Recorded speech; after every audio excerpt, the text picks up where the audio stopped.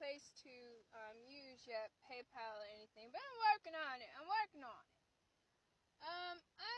concerned of the people versus the money somehow, because I know the money's going to come. But I've learned from a good friend that we need the money. Even if, you know God's going to provide, we need the money.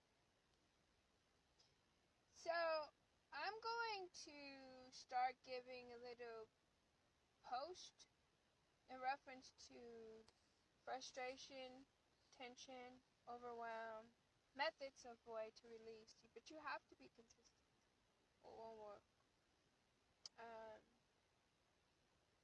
Feeling, you just can't hang on.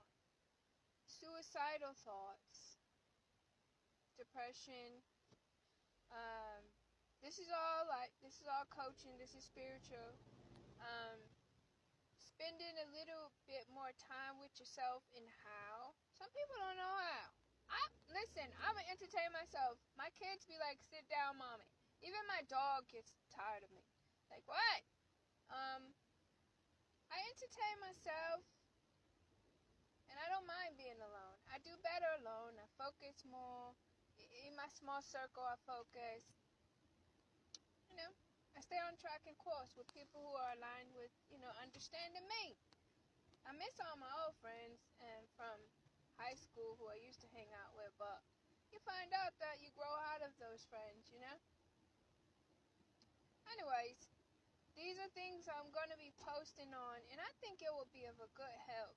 Another one I love, I'm going to show you, is the bathtub, the music, the candles, and the book. But you have to do it consistently for a period of time, okay? And it's setting the atmosphere. And I have a couple of Pacific prayers. That one's really, really relaxing the body. And you get some salt. And you will clean your being with salt. Okay? Epsom salt works.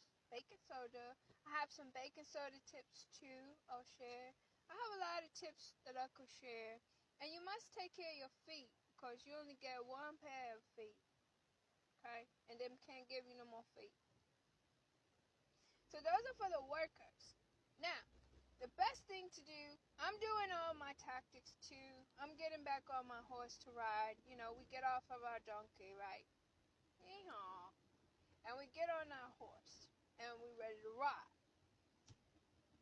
But you got to be able to hold on to the horse. You got to have clarity. You got to have focus. You got to have understanding what you about to do, where you going.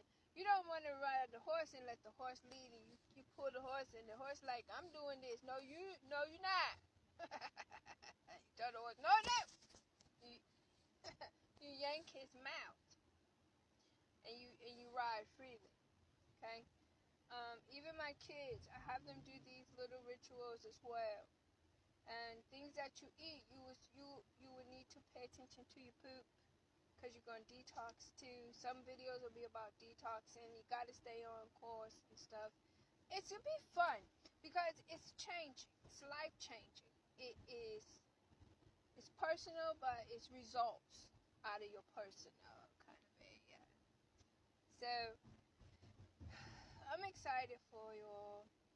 And I hope you all were giving yesterday to somebody, because it felt good when I gave yesterday. And he was, nobody carries around cash anymore, but I gave him all of the change I could in my purse. He was grateful and thankful, they did away with pennies. They won't be making any more pennies, so you should keep your pennies.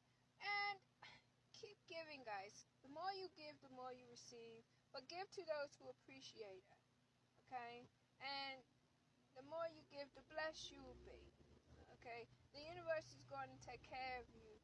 You speak unto the universe, and it's going to take care of you, right?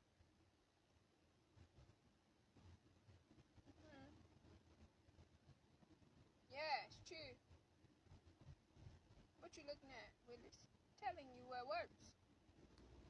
So, sadness, pain, suffering, release. But you got to be consistent. And go try this out on your friends. Like sometimes I'm going to think I should do some skits. My daughter will be really good for it because she don't like to be touched. Me too. Don't touch me. Okay? Chill.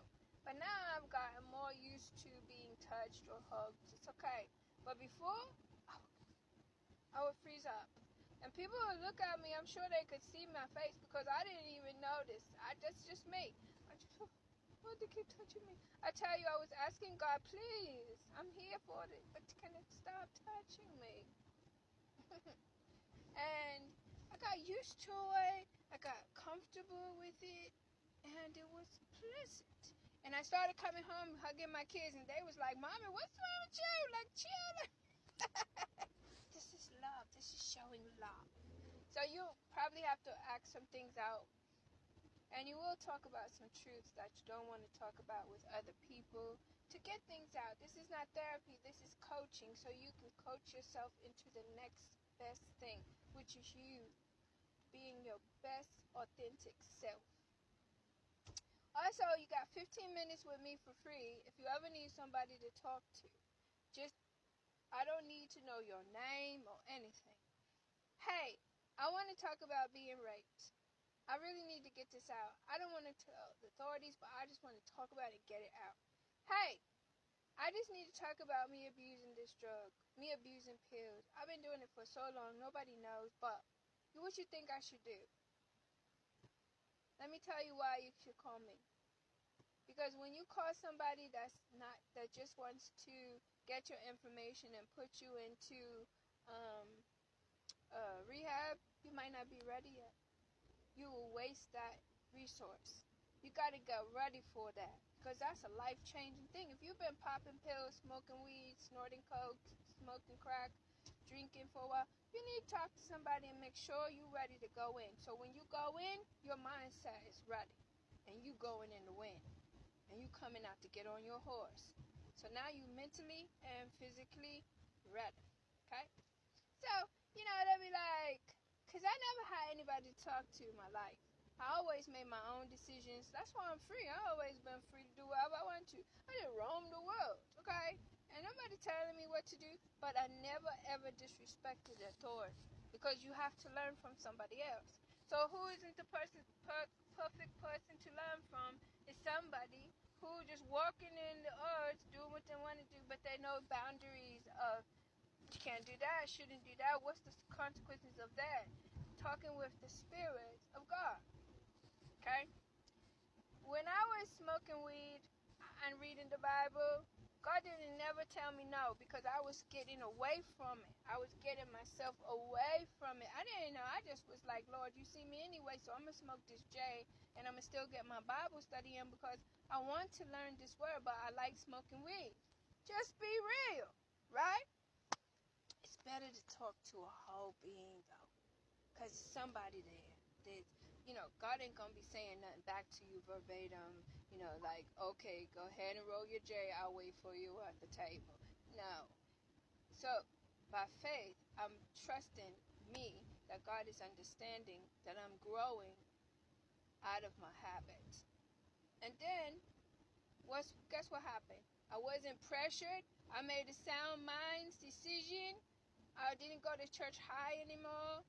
I just wanted to be free from it, and I made a sound decision because I stayed grounded, and I was honest with myself and my weakness first.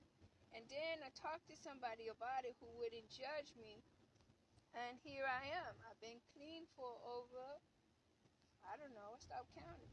Years and years. I know it's about 4 or 5. And weed isn't a bad, big drug because you could do it some other places, but it's a big deal to me. Okay? So, life, business, spiritual coach is here. And I know what it is to struggle. And I know ways out. And trust me, I've been living with Caucasian, I live with Vietnamese, I live with black people, I even live with Spanish people. I don't think there's no what culture I couldn't handle. Come on down, the price is right.